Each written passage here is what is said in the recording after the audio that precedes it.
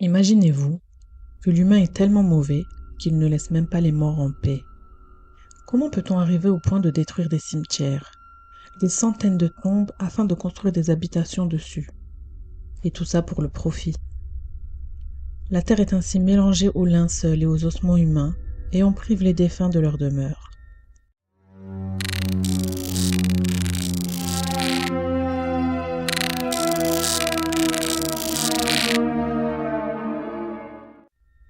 Je m'appelle Myriam, une fille assez tranquille et pratiquante de ma religion. Il y a 1 an, je me suis mariée à Mohsin. Nous vivons tous les deux chez ses parents, des personnes très gentilles qui, depuis le premier jour, me traitent comme leur propre fille. Je ne manque de rien. Et ma belle-mère ne me laisse quasiment rien faire dans les tâches ménagères. Je l'aide seulement un peu. Mais je ne me sens pas à l'aise. Je me dis souvent que nous devons être en poids pour eux. L'être humain ne se contente jamais de ce qu'il a. On a toujours tendance à chercher des problèmes là où il n'y en a pas. Et c'est ce qui m'arrive. Mais je vais le regretter amèrement. J'ai dit à mon mari qu'il était préférable qu'on ait notre propre logement pour être plus à l'aise. Il n'a pas refusé. Il a même validé l'idée. Nous en avons parlé à ses parents, qui nous ont dit que nous étions encore jeunes mariés et qu'on pouvait encore rester sans problème chez eux pour économiser. Mais ils ont été quand même très compréhensifs et n'ont montré aucun rejet à notre idée. Après 1 semaine, Mohsin me dit avoir trouvé une nouvelle résidence avec de jolis appartements très spacieux. Mais ce qui l'a le plus attiré, ce sont les prix de ces appartements. Le prix était dérisoire comparé au standing et à la surface des biens.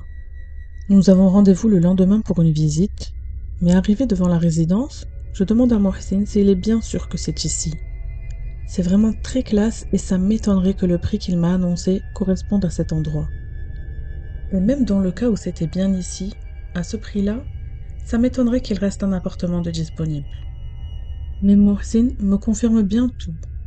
Il a bien rendez-vous ici avec un agent immobilier qui, en arrivant, nous dit d'entrer voir l'appartement. Et que si celui-ci ne nous plaisait pas, les autres étaient tous libres et au même prix. Je sais que vous vous dites que c'est impossible. Des appartements à ce prix et personne n'en a encore acheté, c'est bizarre. Mais j'étais tellement euphorique à l'idée d'avoir mon chez-moi que je n'ai pas prêté attention à tous ces signes. Je vais enfin avoir la maison de mes rêves et vivre seule avec mon mari. À la visite, j'ai eu le coup de cœur pour cet appartement. Tout y est parfait. Les sols, les murs, les finitions, vraiment tout. L'agent nous propose d'en voir d'autres, mais je refuse. C'est celui-ci que je veux. On le suit donc à son bureau pour signer le contrat de vente et nous lui donnons une avance pour bloquer l'appartement. Je suis aux anges, tout est parfait et les démarches se déroulent sans aucun accroc. On a pris nos clés et sommes rentrés chez les parents de Mohsin. Le lendemain, nous commencerons à déménager. Le soir même, ma belle-mère entre dans ma chambre et me dit « Ça y est, ma fille, vous allez partir? Vous en avez marre de nous ?» Mais non, pas du tout. Mais on a beaucoup trop profité de vous, on doit vous laisser aussi tranquille. Mais comment ça tranquille? Au contraire, vous remplissiez la maison, elle sera bien vide sans vous. Ne t'inquiète pas, on se verra souvent, nous sommes dans la même ville de toute façon. Un détail que j'ai oublié de vous citer, mais qui a son importance, c'est que Mohsin travaille de nuit. Je passe donc toutes mes nuits seule dans ma chambre. Mais cette nuit-là, je vais faire un drôle de rêve. J'ai rêvé d'un chantier, plein d'ouvriers, avec des pelles et des pioches. Des engins de toutes sortes et une pelleteuse. Ils détruisaient des maisons. Ces maisons sont anormalement petites, mais en y regardant un peu mieux, ce sont des tombes. Ils sont en fait en train de détruire des tombes. Je suis donc dans un cimetière. Je marche donc pour trouver la sortie, et je vois la pelleteuse sortir de la terre, un corps tout fraîchement enroulé dans son linceul. Tous les ouvriers se précipitent pour voir ce que c'est, mais la pelleteuse continue son travail. Puis d'un coup, c'est le noir total. Je sais que je suis en train de rêver, mais tout est terriblement réaliste. Je me mets à courir et courir, mais cet endroit est sans fin. Plus j'avance, plus je trouve de tombes. Tout est de plus en plus obscur. Pendant ma course, j'aperçois un homme, assez âgé. Ses cheveux et sa barbe sont blancs. et il m'a l'air très en colère. Je lui demande mon chemin vers la sortie et il se retourne vers moi, puis se retourne sans me répondre. Je réitère donc ma question, et là, il me répond sans se retourner et sa voix est très effrayante. C'est toi qui es venu. Alors ne me demande pas comment tu vas sortir. Ce n'est qu'un rêve, et ça va passer. Mais toute la nuit, je n'ai fait que des cauchemars similaires. Au petit matin, Mohsen rentre enfin. Il se repose quelques heures et on commence le déménagement. Mais toute la journée, je n'ai que ce vieil homme en tête et ce qu'il m'a dit. Cela aurait-il un rapport avec notre nouvelle maison? Non, je me fais des idées. On passe toute la journée à déménager, et ma belle-sœur est venue nous donner un coup de main pour le déballage. Le soir, quand on a fini, elle me dit qu'il est temps pour elle de partir, mais je refuse catégoriquement. Avec toute l'aide que tu m'as apportée, je vais pas te laisser partir. Prends une douche et dors avec moi ce soir. En plus, ton frère n'est pas là. Tu vas pas me laisser toute seule pour ma première nuit dans mon nouvel appart. Non, vraiment, je ne peux pas. J'ai des examens et en ce moment, je dois réviser. Eh bien, tu sais quoi? Va chercher tes livres et tes révisions et reviens passer la nuit avec moi. Le temps que tu reviennes, je préparerai le dîner. Ok, je vais les chercher alors. À tout à l'heure. Elle s'en est allée et je suis entrée dans la cuisine pour préparer le tout premier repas dans ma nouvelle maison. Mais je me remets vite à penser au vieillard. Je commençais vraiment à remettre en doute ce déménagement. Tu vois, t'étais tranquille chez tes beaux-parents. Quand Mohsen allait au travail, tu avais de la compagnie. Tu ne t'ennuyais pas, et maintenant tu vas être seule chaque nuit.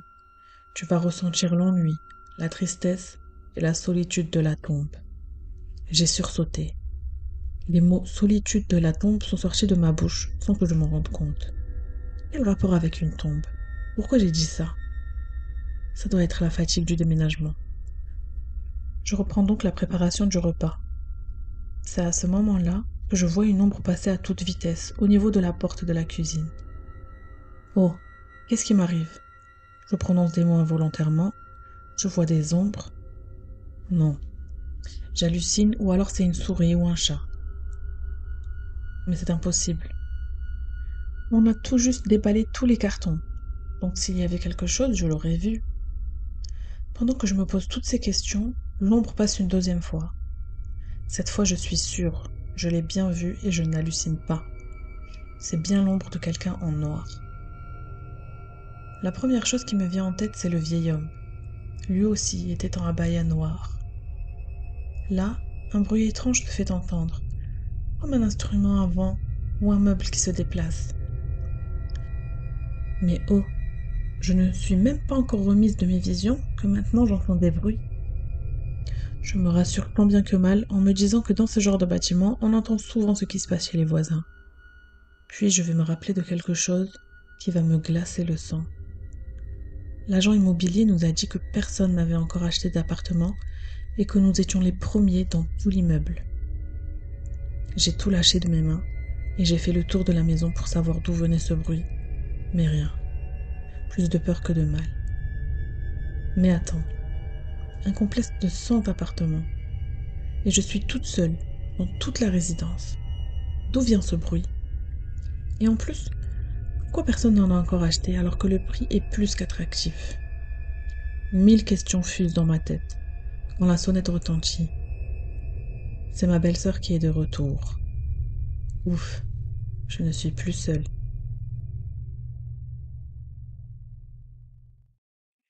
Ouf, ma belle-sœur Nawal est revenue. Au moins, je ne serai pas seule cette nuit. Pour le reste, j'attendrai que Mohsen rentre du travail pour tout lui raconter. Voilà, j'ai pris mes livres et je suis venue. T'es contente? En me parlant, elle remarque que mon visage est tout pâle et ça se voit que quelque chose ne va pas. Myriam, qu'est-ce qui se passe? Ton visage ne me plaît pas. C'est ta première nuit dans ta maison, tu devrais sauter de joie. Non, c'est rien. Je me suis juste rappelé de mes parents, paix à leur âme, et ça m'a rendue triste. Ne t'inquiète pas. D'accord, paix à leur âme. Alors le repas est prêt? Oui, oui, je finis juste la salade et on pourra se mettre à table. Je vais donc finir ma salade dans la cuisine et je pose le repas.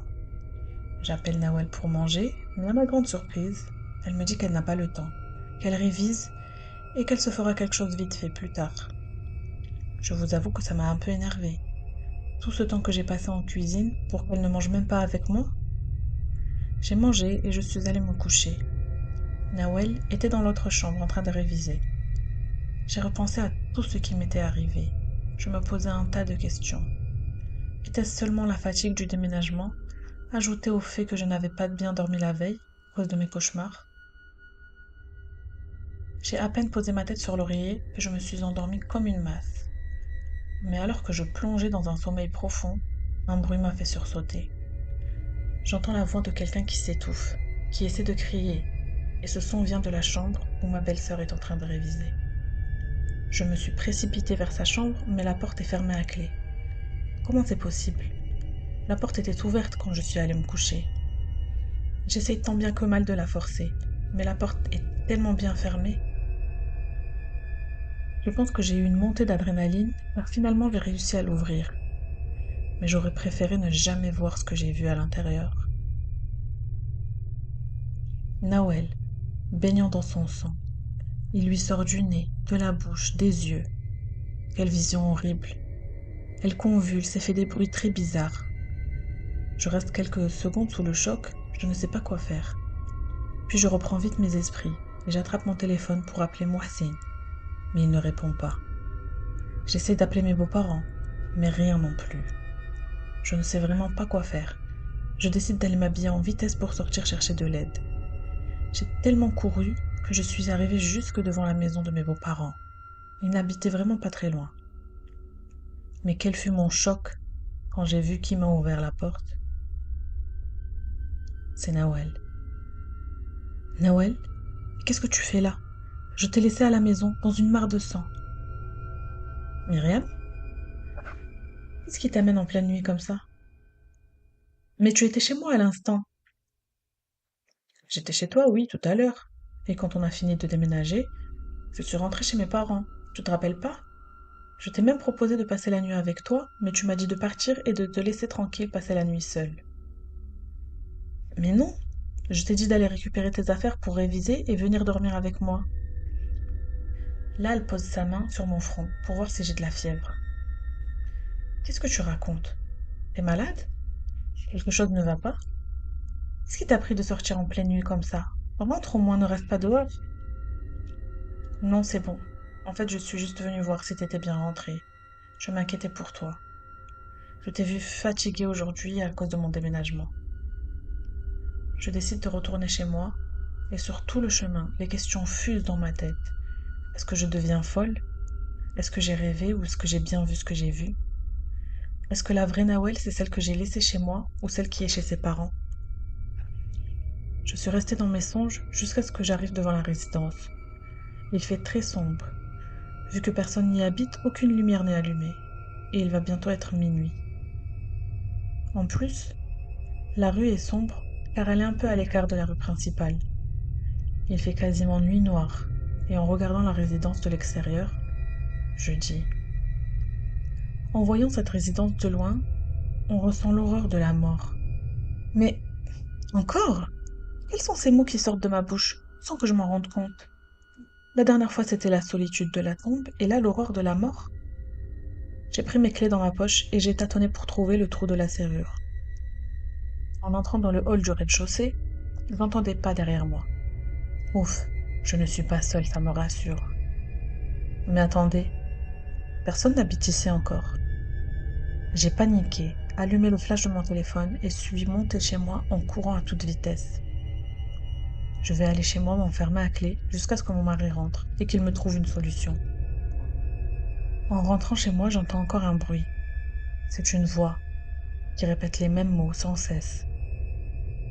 Ma maison, ma maison, ma maison. J'ai suivi la voix pour savoir d'où elle provient. Et elle vient de ma chambre. Il est là, le vieil homme de mon rêve, mais il est bel et bien réel. Je n'avais donc pas halluciné en voyant cette ombre dans la cuisine.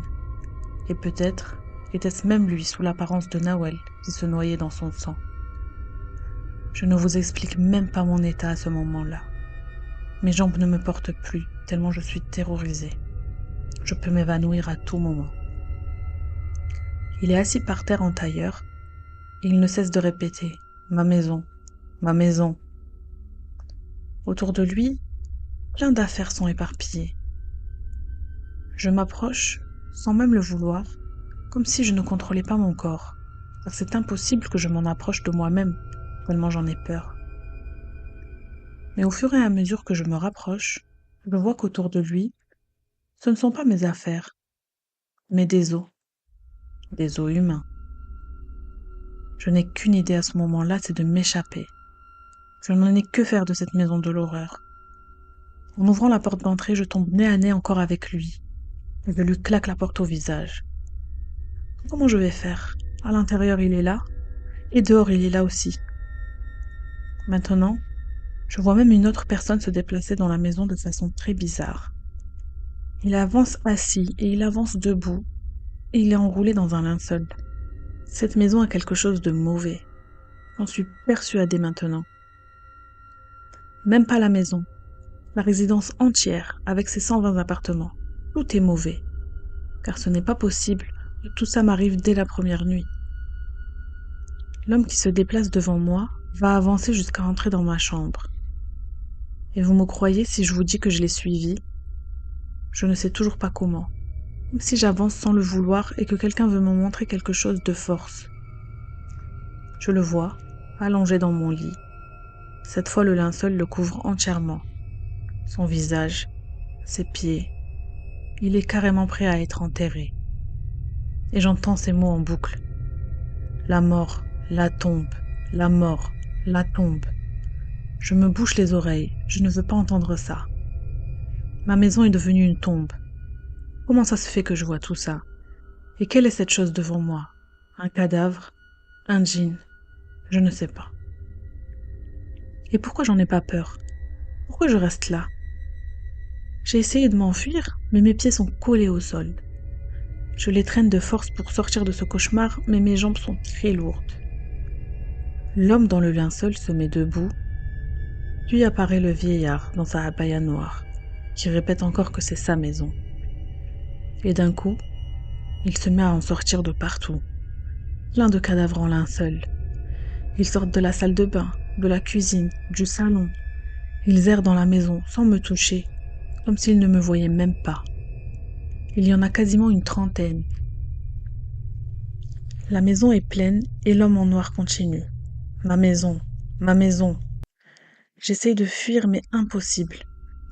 Je reste collée là, les oreilles bouchées pour ne pas l'entendre. Je suis restée dans cet état jusqu'à perdre connaissance.